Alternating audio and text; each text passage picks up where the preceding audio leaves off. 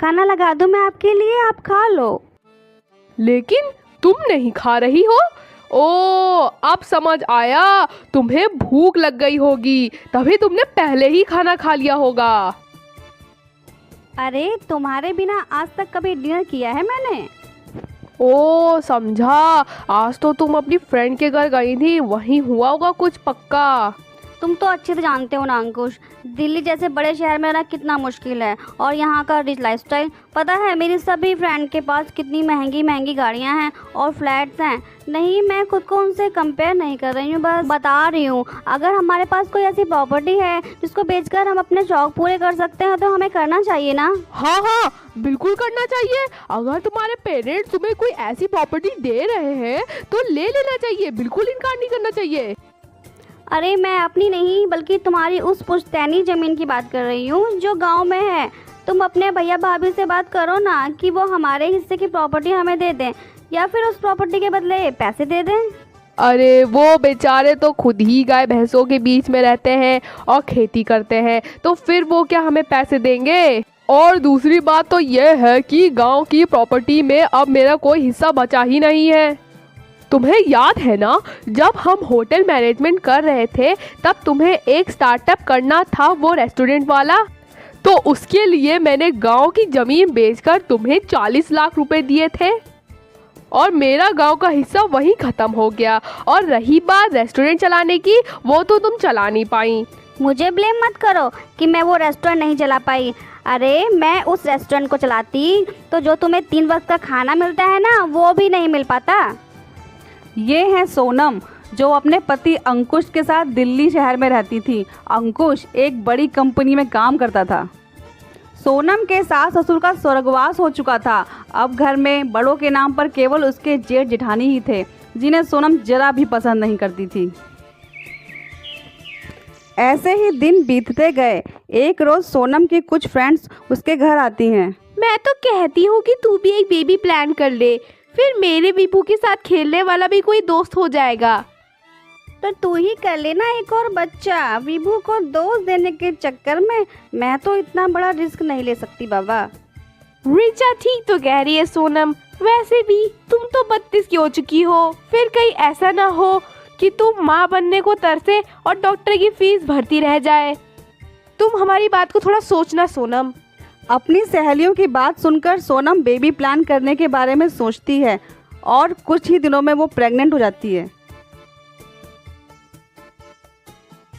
एक रोज़ अंकुश ऑफिस के लिए तैयार होकर जा रहा होता है, तभी सोनम कहती है, आज आप ऑफिस मत जाओ ना, I am not feeling well. मुझे कुछ अच्छा सा फील नहीं हो रहा है। सोनम डार्लिंग, मैं पहले से ही तुम्हारे मूड स्विंग के चक्कर में 3 दिनों की छुट्टी ले चुका हूँ। आज भी अगर मैंने छुट्टी ले ली ना तो बॉस मेरी हमेशा के लिए छुट्टी कर देंगे। अगर ये नौकरी चली गई तो हमारे होने वाले बच्चे का खर्चा कैसे चलेगा? होने वाले बच्चा तो दूर, हमारा खर्चा कैसे चलेगा? तुम एक काम क्यों नहीं करती? मम्मी जी को कुछ दिनों के लिए अपने पास क्यों नहीं बुलाती? वो होंगी तो तुम्हारा ख्याल अच्छे से रखेंगी और मैं बिना टेंशन करते हुए ऑफिस भी जा सकता हूँ। इतना कहकर अंकुश ऑफिस चला जाता है। अपने पति की बात मानकर सोनम अपनी माँ को फ़ोन लगाने लगती है। माँ कब से फ़ोन कर रही थी, कहाँ हो तुम? बेटा मैं तो जुहू बीच आई हूँ घूमने, बच्चों की शादी करवा दी, सब जिम्मेदारियों से मुक्त हो गई, तो सोचा अपने लिए थोड़ा समय निकाल लूँ। शादी के बाद घर गृहस्थी की जिम्मेदारी ऐसी पड़ी कि खुद के लिए फुर्सत ही नहीं मिली। वैसे बता फ़ोन क्यों किया तूने? माँ मेरा प्रेगनेंसी में ना अकेले जी घबराता है, आप कुछ दिनों के लिए यहाँ आ जाओ ना। तभी तो तुझे कहा था ना कि थोड़ा रुक कर प्लान करना था। अभी बहू के बच्चे को 6 महीने नहीं हुए कि तूने अपना नंबर लगा दिया। बहू की बेटी की चड्डियाँ धो धो कर मेरे हाथ घिस गए। अब तेरी उल्टियाँ आकर साफ करूँ? ना बाबा ना, मेरे से ना होगा बेटा। तो आप यहाँ नहीं आ रहे हो माँ? अब तो मेरी उम्र भी तो देख बेटा, अब मेरे घुटने जवाब दे गए हैं। ओ माँ, और वैसे भी 2 दिन बाद मेरी शिरडी मंदिर और शनिदेव मंदिर की टिप है। और अगर वो कैंसिल की ना तो पैसे भी जाएंगे अलग, और शनि महाराज कहीं मुझसे नाराज हो गए तो ना बाबा ना, उनका प्रकोप मैं नहीं झेल सकती हूँ। तू एक काम कर, गांव से अपनी उस गंवार जेठानी को बुला ले, तेरा अच्छे से ख्याल रखेगी वो गंवार।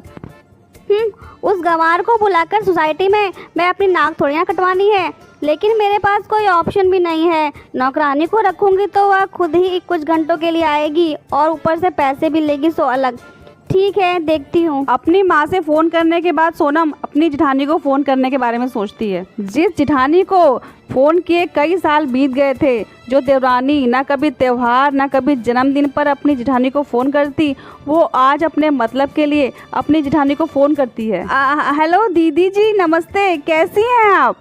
अरे देवरानी जी, आप कैसी हो? घर में सब ठीक तो है ना? हमने आपको कई बार फ़ोन किया, लेकिन हर बार कोई औरत कह देती थी रॉन्ग नंबर। कोई टेक्निकल प्रॉब्लम हो गई होगी दीदी। वैसे मैंने आपको एक खुशखबरी देनी थी। हमारे खानदान का चिराग आने वाला है।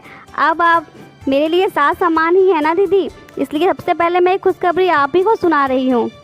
अरे वाह, ये तो बहुत अच्छी खबर सुनाई तुमने छोटी। जी वो दीदी ना, मैं आपसे कह रही थी कि बहुत समय हो गया है आपसे मिले हुए, तो आप कुछ दिनों के लिए यहाँ क्यों नहीं आ जाती? हाँ हाँ, इतनी अच्छी खबर सुनाई है तो तुमसे तो मैं ज़रूर मिलने आऊँगी।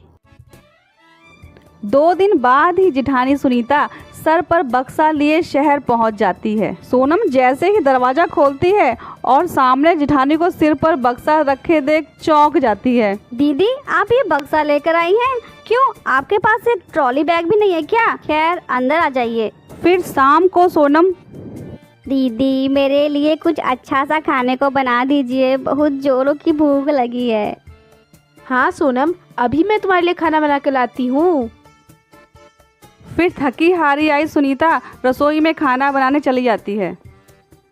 सोनम ने जेठानी के आने से पहले ही काम वाली बाई की छुट्टी कर दी थी। फिर सुनीता 2 सब्जी और साथ में कुछ मीठा भी बना देती है। खाना खाकर सोनम नाटक करती हुई कहती है, दीदी अब आप आराम कर लीजिए, मैं बर्तन धो देती हूँ। आउच, वैसे उठा तो नहीं जा रहा है। तुझे किसने कहा है उठने के लिए? अब मैं आ गई हूँ ना, मैं घर का सारा काम कर लूँगी, तुम बस आराम करती रहो। एक दिन सोनम का जी मचलता है और वो हॉल में ही उल्टी कर देती है। कोई बात नहीं, तुम परेशान मत हो, ऐसी हालत में ये सब तो होता ही रहता है। तुम जाओ, मैं साफ कर दूंगी। सुनीता बिना किसी घिन किए उसकी उल्टी साफ कर देती है। ऐसे ही दिन बीतते हैं। सोनम का मन कहीं बाहर जाने का करता है और फिर वह अंकुश के साथ बाहर कहीं डिनर जाने के लिए तैयार हो जाती है। तभी सुनीता साथ चलने के लिए तैयार होकर आती है। अरे दीदी, आप ऐसे तैयार होकर आई हैं, लोग क्या कहेंगे? अच्छा, वैसे मैं कह रही थी कि जब से आप आई हैं तब से हमारी प्राइवेसी एकदम ख़त्म सी हो गई है, इसलिए मैं अंकुश के साथ अकेले में क्वालिटी टाइम स्पेंड करना चाहती हूँ। तो हम दोनों डिनर पर जा रहे हैं, आप घर पर ही रहिएगा और यहीं कुछ बनाकर खा लेना। ठीक है सोनम, तुम दोनों जाओ और मेरी चिंता मत करो। फिर वह दोनों खुद ही डिनर पर चले जाते हैं और बेचारी सुनीता घर में अकेली रह जाती है। एक दिन सोनम की कुछ सहेलियां घर पर आती हैं। तभी सुनीता सोनम से खाना क्या बनेगा पूछने आती है। पालक की दाल बना लेना और हाँ, उसमें हींग का तड़का जरूर मार देना। अरे सोनम, ये कौन थी तेरे घर में? पहले तो उसको कभी नहीं देखा। वो क्या है ना, फुल टाइम काम वाली रखी है मैंने, घर के काम भी करती है और सुबह शाम का खाना भी बनाती है। तुम्हें तो पता ही है ना, आजकल के टाइम में इन काम वालों को अफोर्ड करना कितना मुश्किल होता है। सर सोनम, तू कितनी लकी है, तुझे अंकुश जैसा कितना केयरिंग हस्बैंड मिला है जो तुम्हारा इतना ख्याल रखता है। सोनम अपनी जेठानी को कामवाली कहकर इंट्रोड्यूस करवाती है, लेकिन सुनीता को बुरा नहीं लगता। वो चुपचाप अपनी देवरानी की बातों को सुनती रहती है। अब सोनम का 9वां महीना शुरू हो गया था। अब गांव से उसका जेठ सुरेश भी आ जाता है, जिसे देख सोनम, और छोटी बहू कैसी हो तुम? सोनम अपने जेठ की बातों का कोई जवाब नहीं देती और उन्हें देख मुंह बनाकर वहां से चली जाती है। दिन में अंकुश का फ़ोन सोनम के पास आता है।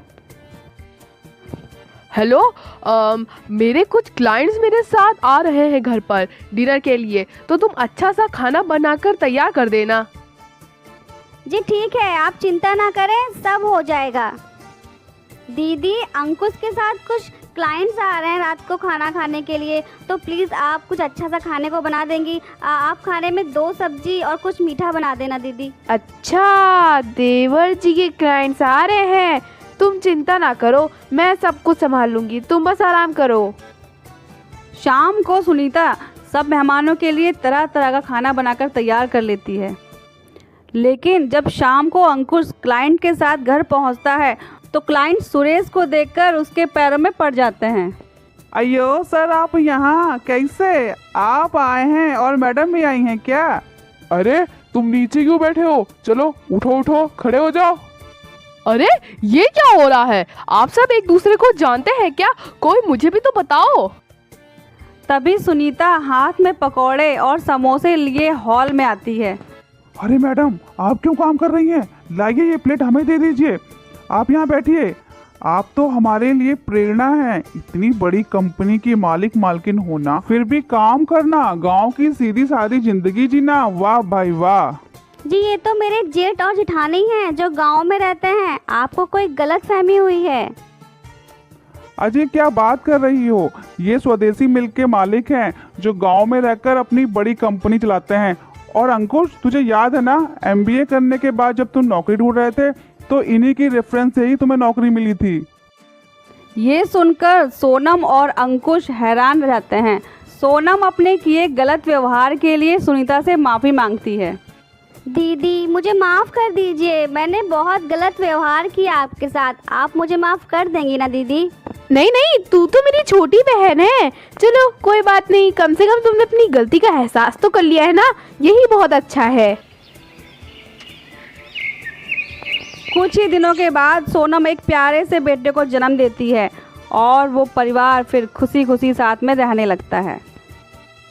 तो दोस्तों, आपको हमारी ये कहानी कैसी लगी हमें कमेंट करके ज़रूर बताइएगा और इस तरीके की कहानी देखने के लिए हमारे चैनल को सब्सक्राइब करें। धन्यवाद।